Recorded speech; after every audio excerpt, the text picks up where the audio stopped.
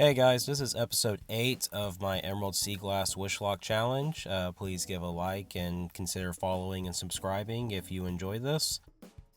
Last time I beat Winona and got my 6th gym badge, so now it's time to continue on to the other routes. I believe it's like Route 121 to 122. Basically, we're going to get to Lily Cove City and Mount Pyre and all that fun stuff. Trainers weren't really that tough. I did have this one rocky moment with this cool trainer. They had a Fortress, which that wasn't the difficult thing. The difficult Pokemon was this Lombre in the rain, because it had the Swift Swim and it had the Water Pulse. Because Sirna, the Delibird, has Hustle, and if I didn't hit that Drill Peck, I would have had another Deadmon. So, a bit of a close call there. I do make it to the entrance of the Safari Zone, but I get turned away because I don't have the Pokeblock case, so this will be a wish encounter for later. I do make it to Lily Cove City with no issue, and I decide to take a moment to heal before I go up to Mount Pyre. Going through Mount Pyre, you're going to face a lot of trainers with Ghost types, and as well as Psychic types. Particularly, there is the worst Psychic type, in my opinion, for a Nuzlocke, and it is Wobbuffet. And as you can see right here, the icon Dodrio only has physical attacking moves. And fortunately though, this Wobbuffet does not have Shadow Tag, so I was able to switch into Giovanni for some Leech Seed shenanigans, and then I pivot into Sketchy Cat the Zangoose to deal the final blow. You would think after experiencing that I would have learned my lesson, but no, I did not. There is another trainer at the top of Mount Pyre that has another Wobbuffet, and this one has Shadow Tag. I take some moments to do some maths. I end up going for a Blaze Kick because it has a high crit chance, and I was just praying that I would crit and get the kill, but I didn't, and unfortunately, I lost the icon. Yeah, this sucks. I really didn't even have to come up here. All these trainers were optional. I just wanted to get the Shadow Ball TM. Yeah, I should have prepared better. I'm sorry. Going up through the Mount Pyre summit, you fight some Team Aqua Grunts, and right here I get to show off some of GitHub and even a double battle with GitHub and the Sketchy Cats. It's really cool. These two have been some of my longest running members so far, and it's just kind of cool to see them just kind of style over these Team Aqua Grunts. I've grown attached to these guys. I really don't want to lose them. After defeating the Grunts, we've realized that both Maxie and Archie have come up here and stolen the red and blue orbs. We do get a Magma emblem, so now we can go into Team Magma's hideout.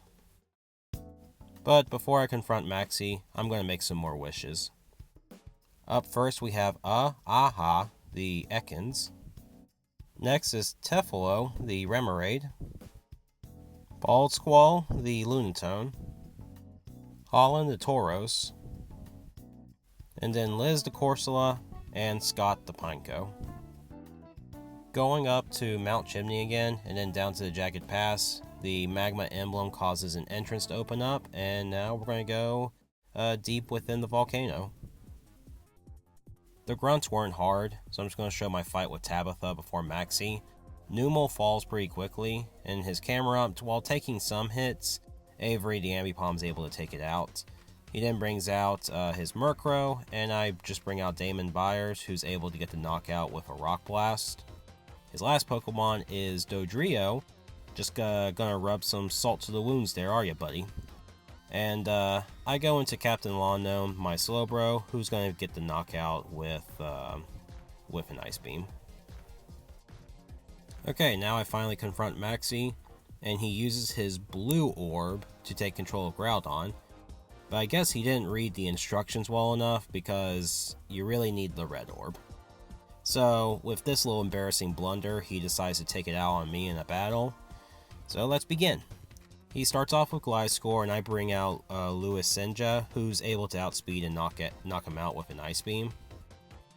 His next Pokemon is going to be Crobat, and I stay in, take a really weak Leech Life, and we get the knockout with another Ice Beam. Sorry, with 2 Ice Beams. He then brings out his next Pokemon, which is Ursaring, and honestly, this is really his ace. This Pokemon is pretty rough. So right here, I go into MT Bull, my Machamp, and we take, pretty soft Bulldoze, and I go for a low sweep, and he goes for Grab Apple, which I've never heard of that move, honestly. And a crit probably would have killed. We get the low sweep, so unfortunately, fearing a crit KO, I go right into Avery, who is able to take a slash like a champ and retaliate with the Karate Chop. His last Pokemon is going to be Camerupt, and this is honestly going to be pretty stupidly easy. Carlos the Mantine, who was able to evolve thanks to the Remoraid I got, just basically purely counters this thing and kills him with a Surf. So that's Maxie. Next is either fighting my rival or confronting Team Aqua, and I decide to go after my rival. I evolve my Ekans into Arbok, and then we immediately start to fight.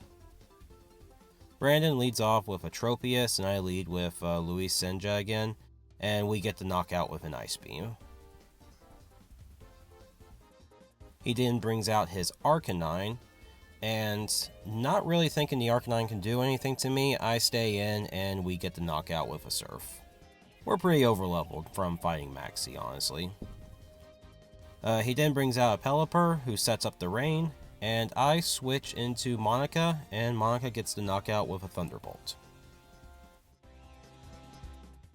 Brendan's last Pokemon is his Ace Sceptile, and right here, this is why I got Ekans into an Arbok.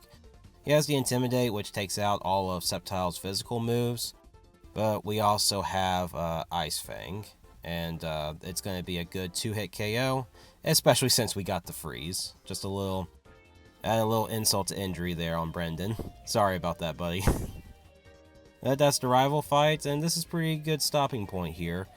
Tune in for the next episode where I take on Team Aqua and probably try to get our 7th badge. Let's see how this goes.